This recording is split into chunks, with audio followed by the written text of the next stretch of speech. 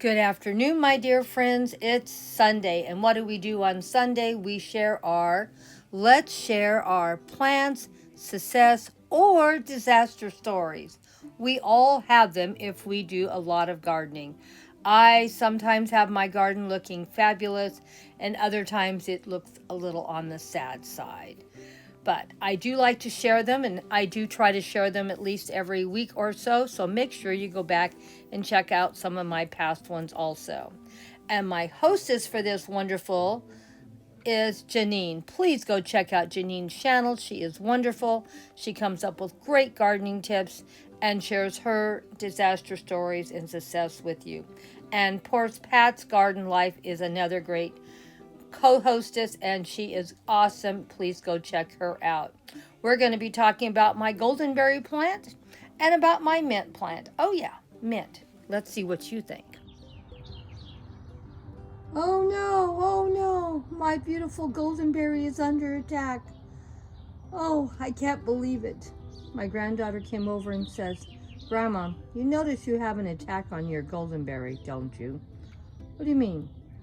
"I just thought I had something eating one of my leaves." "No, I don't just have something eating a leaf or two. I have a total attack here. Don't know what I have, but it doesn't really matter. Something is eating all my beautiful goldenberry leaves. And we're going to have to get in here and start trying to get rid of some of these little guys."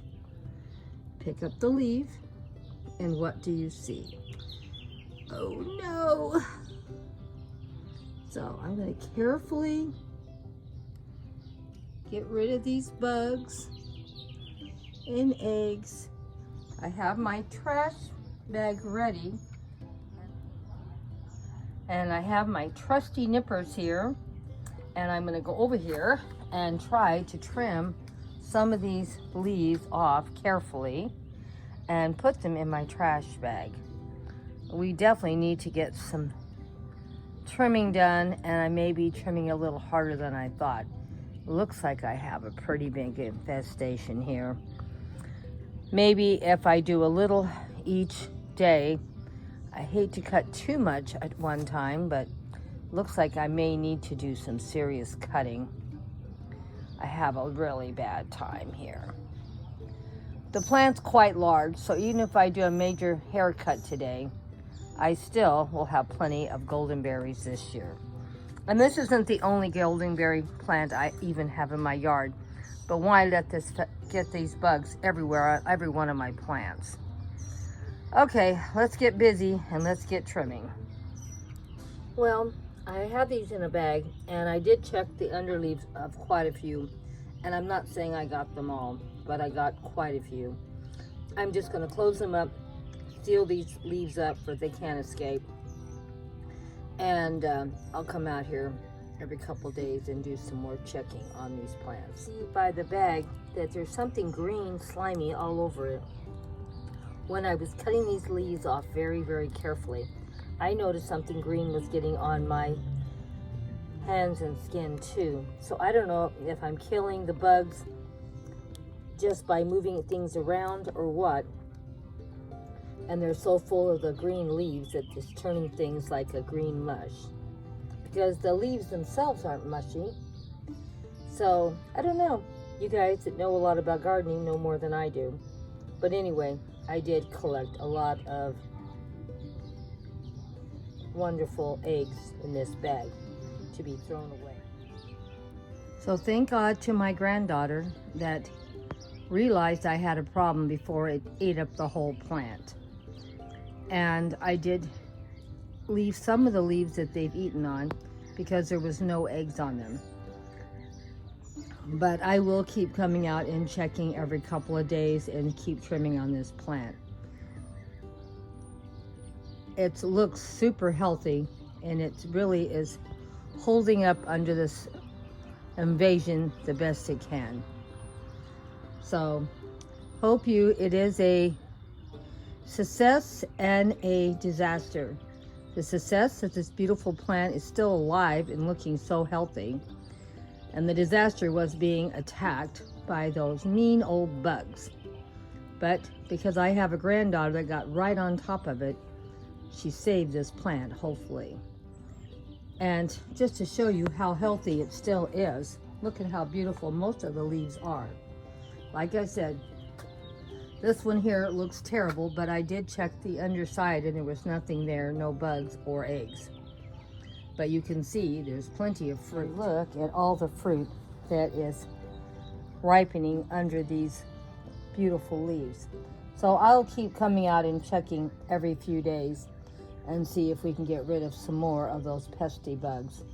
But we did get rid of a lot by carefully looking under the underside and trimming them off carefully and putting them in a bag because I didn't want to put them in the trash and have them escape back into my garden.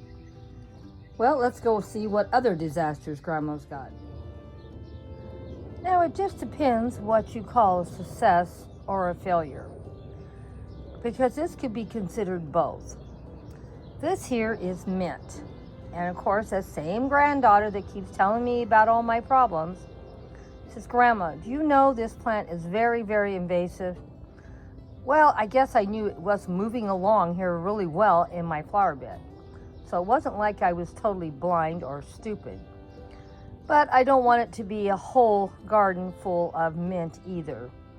That's why I try not to have morning glories in my garden, because morning glories are the most beautiful flowers I've ever seen. But they will take over your garden and you will have nothing but morning glories. So I guess mint is on the same level. The mint had been right in this one little area, not really too bad.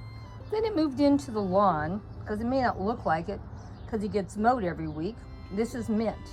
So when you walk through here, it smells wonderful because your feet touch the mint and make the smell go into the air. So it is great. If there's anything good about mint, please leave me a comment. Maybe I'm unaware there might be something great except mint tea. But if you look carefully, you can see the mint and the lawn. And it's moving right along. So it doesn't look too bad right here, right? Oh well, this mint isn't just there. It keeps going, going, going. And now it's over here also going. And that's not the end of the mint. Mint is still traveling. And it's over here, and over here, and over here, and over here. Now, I don't really mind the mint over in this area. I really don't. But now we're getting into my raised bed. Now it's getting where I don't like it. So I'm not going to pull it all out, I don't think. But I'm going to pull out this section right here, because it's getting a little too close to my raised beds. Now most of this area over here is in containers, as you can see, but I still don't want the mint over there, because I still have to walk through here, trim, clean, and do other things in this area. And I need to get it under control. I don't know if you can control mint. I'm going to give it an attempt or I can keep it. But if it won't be controlled, then I'll have to have it all pulled out. But we're going to give it a try and see if we can take out, I don't know, 4 or 5 feet of mint today. Let's get busy. I got my nippers, wherever they are. I had them somewhere. We're going to have to go look for those nippers again.